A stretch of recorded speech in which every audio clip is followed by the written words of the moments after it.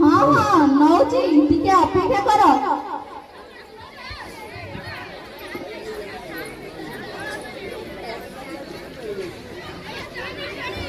शुणुच प्रताप बाबू पुआ भल चाकरी करिछि आम झिया मिलिर बह सहित कथा होना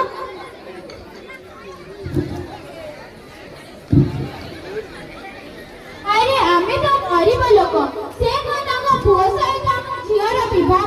राजी हे कहीं नुहे आम झी शिक्षिता देखा सुंदर तमें आगे कथा पकाओ तापर देखा कौन हो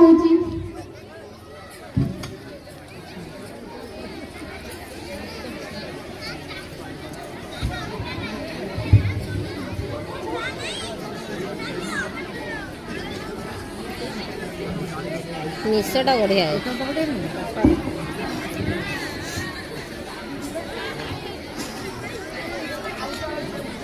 नमस्कार हाँ नमस्कार आपण किए आम घर पाख गाँव मो नाम शुभंकर साहू मुझे विषय शुणा पाइली आपण पुओ झील खोजुंट मो झी उच्च शिक्षिता सरकारी चाकरी मो झी उच्च शिक्षिता आप मो झील को आप पुअर योग्य बोली मानते ताले प्रस्तावटी को ग्रहण कर ठीक अछि हेले मो पुआ उच्च शिक्षित सरकारी चाकरी मध्य करिछि केते बड़ बड़ धनी घरु ता पई प्रस्ताव आसुछि के कहउछि गाड़ी दबा तो के कहउछि लक्ष लक्ष टंका दबा अनेक चौथुक दबा पे पछौ नांती मो मो स्टेटस अनुसार मो पुआ पे झियो करिछि आपणे आसि परंतु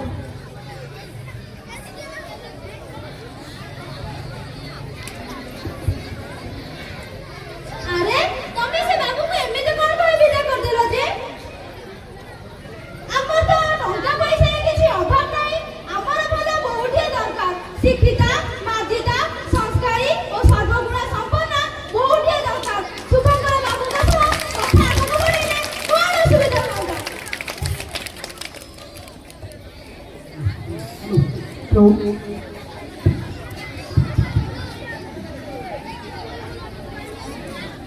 हेलो अरे प्रताप बाबू को भेट कल आम झीर बह प्रस्ताव देल तो हाँ प्रस्ताव तो देली केड़े केड़े धनी घर प्रस्ताव आसी से कौन आम गरीब घर झील नवा राजी हे एमिति भी आम एत टका आनिबा कौन यौतुक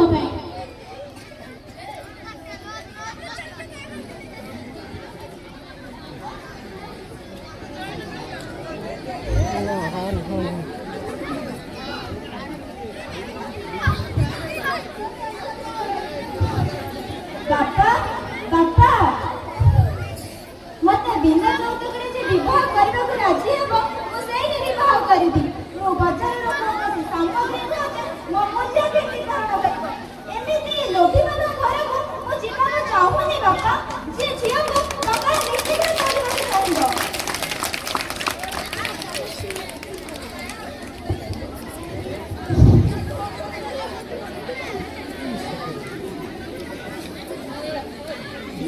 अरे पुआ मु तने एते टका सारी पाठ पढेइची से टकार सुधमूल हिसाब न पाइले मो निश्चय तळ को होई जबानी बापा कौन हैला एमिति काई कहउछ तुमर ते एते टंका पुनी काहे की टंका टंका हेउछ अरे पुआ तते एते बड़ बड़ धनी घर प्रस्ताव आसुची हेले तो राजी हो नाउ गतकाली एई पाख गाँर शुभंकर बाबू आसीथिले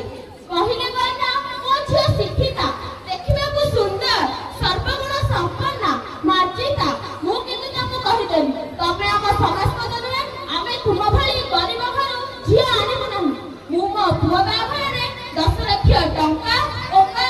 जौतुक आनिबी अरे कोन भाबिला कि मते निश्चय मोडी के जौतुक आनिबी हेले बापा विवाह कोनसी व्यवसाय नुहे मु यौतुक आनी विवाह करबा को चाहेनी मु निज परिश्रम धन अर्जन करबा को चाहे एमिति कन्या पक्षर तंटी यौतुक आनी बताई किछि तो लोकर परिचय निये बापा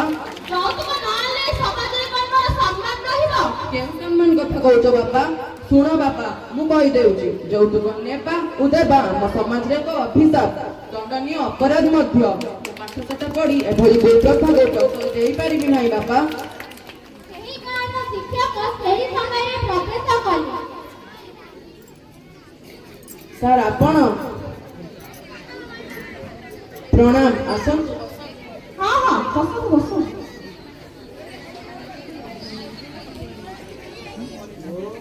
ଆରେ କଣ ସବୁ ଯୌତୁକ କଥା ଆଲୋଚନା ଚାଲିଛି ଏଠି?